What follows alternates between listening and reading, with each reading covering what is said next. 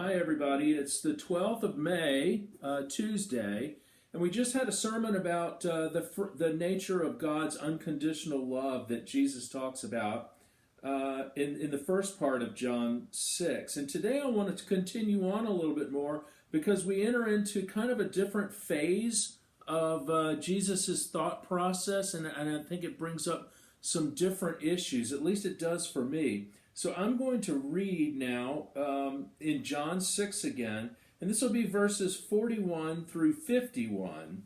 Listen for the word of the Lord. At this time, the Jews began to grumble about him, because he said, "I am the bread that came down from heaven." They said, "Is this not Jesus, the son of Joseph, whose father and mother we know? How can he now say, 'I came down from heaven'?" And Jesus says, "Stop grumbling among yourselves," Jesus answered. "No one can come to me unless the Father who sent me draws him, and I will raise him up at the last day. It is written in the prophets, they will all be taught by God. Everyone who listens to the Father and learns from him comes from me. No one has seen the Father except the one who is from God. Only he has seen the Father. I tell you the truth, he who believes has everlasting life. I am the bread of life. Your forefathers ate the manna in the desert, yet they died.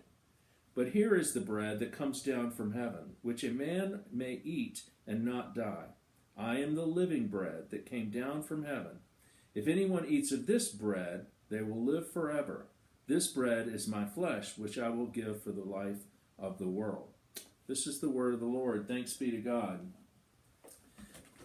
As we've been doing for the past few weeks, I want these devotionals maybe to spur some thinking for you as we lead into the Sunday sermon where we'll sort of unpack this together. And I encourage you, some of you have been emailing me after these devotionals and saying, "Hey, I was thinking about what you what you said, but I wonder if you thought of this."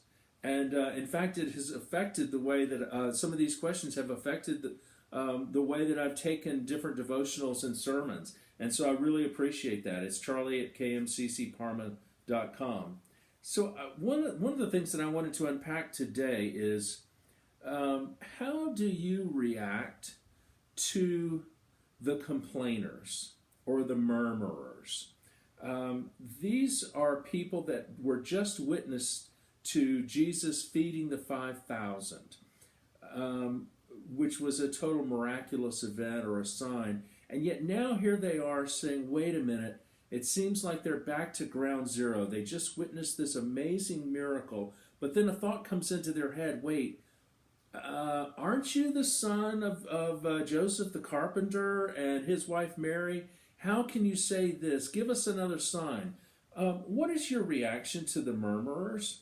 How do you feel? Do you feel like you might have been a murmurer as well, or a grumbler as well? Is there a part of you that might have grumbled or murmured? As you think about your faith journey right now, is there a part of you that's a grumbler or a murmurer? And if there is, how do you feel about that? And is that okay?